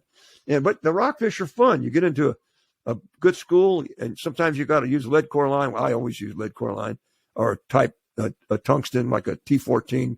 I like the T14. Yeah. T11 on a lighter rod. Or a 250. Yeah, something like that. And shorter. You don't need a big long leader, 6-7 feet. And I always weighted my flies. I always had bead eyes or something. And cast and count it down, 15, 20. Start pulling. You're going to get bit. They're there. If they're in the school, I mean, that's what I used to take all my clients the first time I take them when I was guiding out of Monterey Bay. I'd take them for rockfish, and they'd catch a boatload of them. Man, this is great fun. Oh, got them. And then we'd go out and fish for sharks. I'd chum up the blue sharks. So we got a day, either one way or the other. Either start off with blue sharks and end up with rockfish, or the other way. They had a great time. Those sharks were big, right? You were telling me before we got online. Well, we caught a lot of them that were 100, 150, 120, 25 Yeah, it's pounds. big. Yeah. That's like a 10 or 12 weight, isn't it? Well, I always had my clients fish minimum 11 weight and often 12 weights with a fighting grip, assist grip, when they came out. But I taught my clients how to fight big game fish by fighting blue sharks. How much pressure they could. I think we talked about this. Yeah, before we came online. We how much pressure. I used to say, look, you got a 20-pound test class leader tied with the Bimini twist loops, so you got 100% knots. You got a bite leader on here on a wire if you're fishing for the sharks. I says, now I'm going to talk to you. I'm going to tell you to start pulling, and I'm going to tell you how to play the angles. And you pull, when to shift, when to hold the rod to the left, low, when to right, low, when to shift angles, you never have a rod up between your eyes, straight up between your eyes, never. You set the hook, and you're either playing left angle, right angle, up, down. You're changing constantly, and you're pulling to the maximum you can, almost to breaking strength. And they never could believe how hard they could pull. And I said, especially with a bend in the rod. And some of those rods, the early Fenwicks that had little foregrips on them, I had them bent, the tips bent past the reel seat. Oh, gosh. They wouldn't break, but they did break rods. So, but we pull as hard as we could. And I taught them. I said, look how hard you can pull with 20 pounds. They couldn't believe it. Good training fish, right? That's what we did. With a great training fish. So they get on. I take them. These guys would be going to Costa Rica with me to fish for tarpon, or maybe down to Panama to fish for billfish. And I would take them out and have them catch blue sharks and do what I'm talking about. So when they got down there, they knew exactly what they needed to do. And sometimes you hook into a big Jack Crevalle or an amberjack. I'm going to tell you, they kick your ass.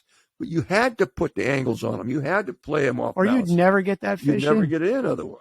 Well, it might take you 2 hours. Right, we're wasting time. Yeah, and I wouldn't let them take that long. Breaking that fish I'd be on them. Pull. I talk to you. And we even do it on the long range. When you're up on the deck of the Royal Star, I show people you can play angles even when your line's vertical. Just shifting left and right, the pull or the angle, a foot, 2 feet, left or right, even on a vertical pull, you throw the fish off balance by constantly changing. You never let him get used to it. He's pulling to the right, and as soon as he's do the left, right, left, and you walk that fish right to the surface by doing that. They can't line up with that angle. They get all confused.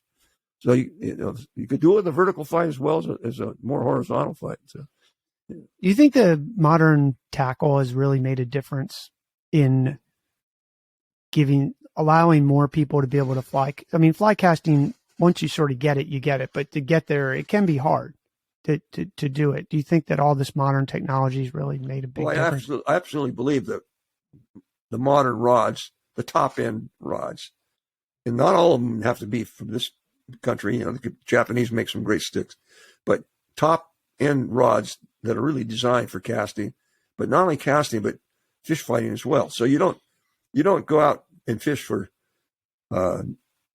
tarpon or bluefish or something like that with a trout rod. You're going to have a rod designed for better fish, bigger fish. But the today's tackle allows you to cast better if you're a good caster, because the rods don't sag. They don't dump on you. It used to be when you made a back cast, you want the rod tip to stop, and you made a back cast and you wanted to stop your rod to form a tight loop. The loop does not form until you stop the rod tip. Then the loop goes, and you want a tight loop. The quicker, crisper you stop the rod, the better loop you're going to get. But if you've got a rod that's sloppy, too soft, it's not going to stop. It's going to bend and go over, and it's going to maybe sag a couple of times, bounce, and you're going to have these waves going down your line, and all those waves are air resistant, and you have a lousy cast. So when you came up with rods that when you stopped the rod and they dampened, you were able to throw a much nicer, even a moderately skilled caster could throw a much better loop than with the softer rods and the sloppier rods. So yes, modern fly rods helped a lot in terms of casting and presentation. And then when they were built for fish fighting, when you went to buy a good tarpon rod or a rod you're going to use for billfish, they built those butt sections stronger, so you could pull harder. You use the tip for casting, and the butt section, the lower half of the rod, for fighting the fish. And the reels, the modern reels, the Abels. First of the big anti-reverse reels are the cork drag reels with a Seamaster. Got one sitting over on my desk. It's a classic. Oh yeah. Those anti-reverse reels with the big cork disc drags, and then later on good Teflon drags like the Mako and the Abel reels. You fish T-bore at all? Oh, T-bore! I still fish my T-bores. I had all the T-bores, every one of them, all the big ones, and T-bores were my go-to tarpon reels, and but they were built with good drags, big handles. I guess to tell, what do you want a little trout handle on a saltwater reel for? I says, once you hook the fish and it takes off, cranking is 90% of your job. You're going to be cranking back. Like you don't want a little dinky handle on there. Put a capstan on there. Get a big handle you can get a hold of. So I changed. I got a lot of manufacturers by talking to them like that, saying, hey, get rid of that stupid little dinky handle you got and put a handle on. Put a capstan handle. I should call them capstan handle. And so they did. And what a difference, being able to grab a handle and turn that reel handle.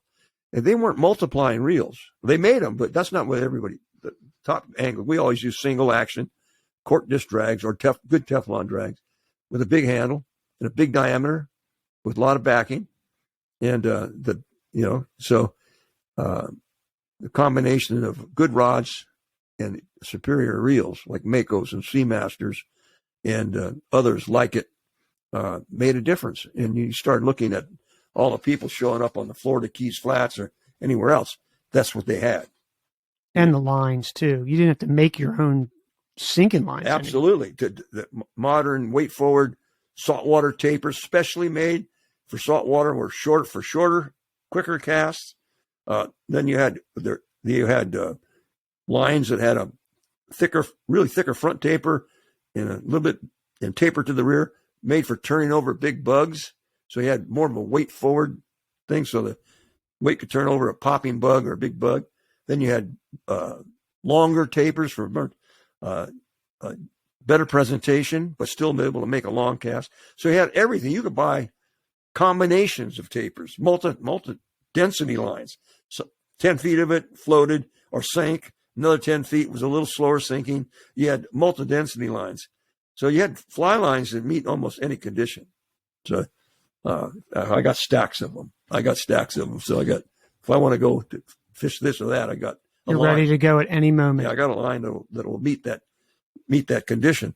But and most fly fishermen carried at least 2 rods, sometimes 3, with different lines, and so they could just grab that rod. And one of my products I sold for years was Dan Blanton's rigged and ready rod bags.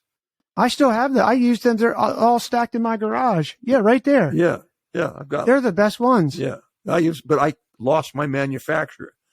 I used to have a guy, Phil. He was in Oakland. Oh, I'm glad I bought a whole bunch from you. Yeah, I don't have a manufacturer anymore, and I don't know what they'd charge me now if I did find one. But I was able to sell those things for a fairly reasonable price. Yeah, and they're high. You can adjust the length. That's what I like about them too. Yeah. So you can go anywhere. You can go from a 4-piece rod. You could break it down to a two-piece, or even 4 pieces, and you could put a big saltwater rod in there. Didn't you have a line tapered? A line bucket too, or is that somebody else? I didn't make the line bucket, but I think of somebody on your board. Ray Hutcherson, sea level fly fishing, makes a foam bucket, which I like a lot. Foam bucket's light. I even take one that's travel size. I don't go anywhere in the world without my bucket. It's for tending fly line. It's called the original name we called it Stan Plaskunas from over in Watsonville, made it out of PVC, and he made a really good bucket. And then Ray, he got really mad at Ray too, because Ray started making them out of foam, and Stan said he knocked him off. But anyway, I said, Stan, everybody knocks everybody off. How many reels do you think are out there? How many fly rods do you think are out there? Different names. It's just how it goes, buddy. It's how it goes. So I'll always give you credit as being the first guy to come up with a fly line bucket tamer, yeah. And but Ray even started making the waist ones. I think I got one laying around here, this blue. It's a waist one. Oh, somewhere there it is, over there. Oh, there it is. Yeah, I like that one. He made it out of that. Yeah. So I still got that. I use it. I go with me all the time. So when I go with my buddy in his boat, I grab the foam bucket, and when I'm in my boat, I've got 3 of Stan's buckets with the the heavy PV. They're in my boat. Yeah, I like those because they don't go anywhere; they just stay in there. That's why I like them. But boy, not having one. Oh, forget it. It's just like what? He was like standing in a wood pile. Couldn't catch all and everything, single thing on that center console. You get used to throwing it in the bucket. Even if you don't get it 100% in there, it's still better than standing on it. Yeah. I forgot about your line. I mean, I didn't forget about them. They're in the garage with all my rods on them. Yeah. But I bought so many of them from you that I've just had them. So look, you got it, because I don't have. I got some over there. See a stack. Oh yeah. Yeah. I wouldn't give those up. Those are my personal. I wouldn't give those up. Yeah. Well, listen, man, I'm really grateful for you having me in your house and sharing all this information. If you believe it, we've almost been talking for 2 hours. And I was talking for 2 hours before that. I know Noel came by. I'm going to have to tell him, don't ruin the podcast. Yeah. But I'm going to ask you this last question, which I didn't really prepare you for, but I know you're going to be able to come up with, is if you had to give saltwater fly anglers 3 pieces of advice. This is my version, which I adopted from you, of HPTs, which I do at the end of every podcast, Dan, because you taught me about high percentage spots, and I adopted the tips. What would be your 3 HPTs for saltwater fly anglers to become a good fly fisherman or woman? Number 1, of course, is to learn to cast the required lines and rods properly. I mean, so you would, if you're going to be fishing for tarpon, you're going to be fishing with a heavier rod, 10 weights and up, and you're going to be fishing with a floating line, and not necessarily a big fly, but you're going to have to be able to make quick cast, tight loops, and present that fly on a target. It may be 3 feet in front of a tarpon, it may be on his nose, or a permit but you got to learn to cast. And if you don't really, you might know how to throw so-called fly line with a loop big enough to drive an airplane through it. You're going to have to take lessons from somebody. And I suggest it. Don't be stubborn. Go to a club, find their professional, their best guy, and say, I want to learn how to tighten my loop. I want to learn to cast properly.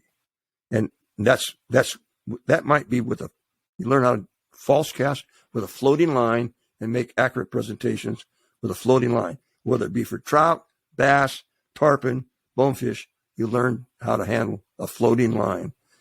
Then you also learn how to handle a sinking line, sinking shooting heads, or that kind of line, because there may be places where you're going to go, where you're going to fish deeper, going to throw fish deeper. And if you can pick up and roll cast and pick up and lift the sinking line off the water and learn how to water load and learn how to shoot line with a sinking line, now you got that portion of the water column covered. You got the surface with a floating line and maybe a foot, 2 foot down, but then the rest of it, you go down with a sinking line.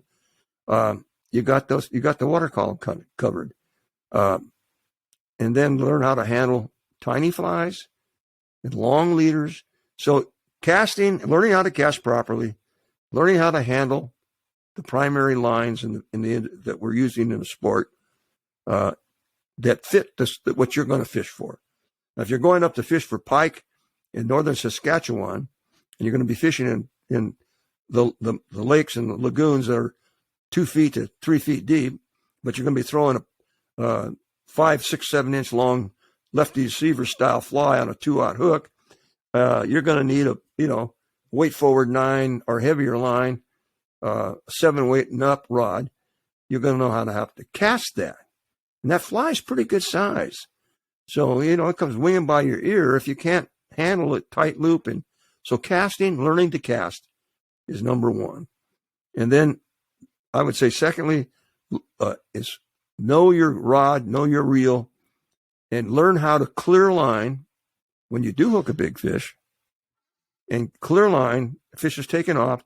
That means so you can clear line off the deck that you've stripped in and do it in such a way that it doesn't come up in a big wad, big spider web, and tangle up and knot and break you off. You learn how to clear line properly. And your guides will show you. And there's videos on it. You can learn how to clear line, get it up on the reel. Then you have your drag set, maybe not too tight at first. So when the fish is taking off, pulling line off and backing, it doesn't overrun. Then you learn, usually I prefer reels that have what we call palming rim. So you have the drag set, the cork drag set. So you have a drag set, not so hard that you break your leader, but also you can add pressure by palming the rim with your fingers. So that you have to learn to do that. So learning how to handle your reel. That means setting the drag properly, how to increase it or decrease it, or how to increase it with finger pressure versus turning the drag knob. Usually if you try to turn the drag knob when the fish is running, you're going to turn it too tight and it's going to be over. So it's better to try to apply that extra pressure with your palming the rim with your fingers. It's a technique, but you can learn it. And then thirdly, fighting the fish. When you have them on, got them on the reel, everything you've done that part, casting, reel, setting the hook. You learn to set the hook properly. And I like what they call eat the fly, or you feel the tug. I like to do what they call a scissors strike. That means I pull on the line and I swing the rod to the side. I'm a right-hand caster, so I pull with my left hand. I pull the line all the way back or all the way down as far as my elbow will tilt straight. And I swing the rod simultaneously, usually low and to the side to my right side. So it's like a scissors strike. It's like having your hands together and then you pull them apart.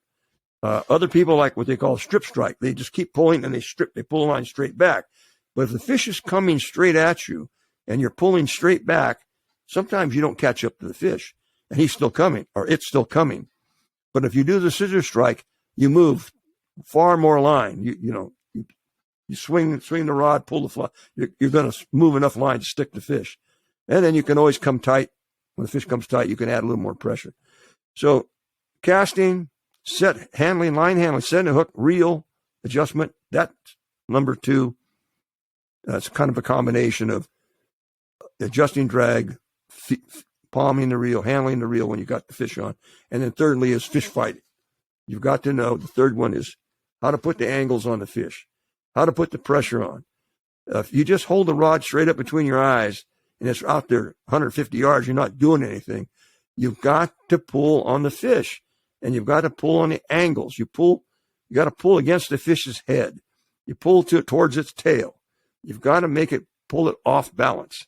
So you're constantly shifting your rod left and right, keep it low, pull the fish off balance. If it's going one way, you pull the other way. If it's you constantly change rod angles. So you learn how to play the fish off balance. So those are basically it. 3 things. Those are the 3 things. Well, thanks a lot. The best is people can find you on danblanton.com. Yep. We'll put that in the show notes for you. And Dan, thanks for having me over today, man. This was a lot of fun. You're welcome. It is. It was good. I talked my butt off. I loved it. All right. Bye, everyone. Way more Dan Blanton there than you need. But never enough Dan Blanton. Oh, come on. Thanks a lot. Well, thank you. I appreciate the compliment. Are we all done? We're all done. All right. We got to do one thing. I always get my picture with a selfie with you. Let me turn this off. Yeah, that was really good.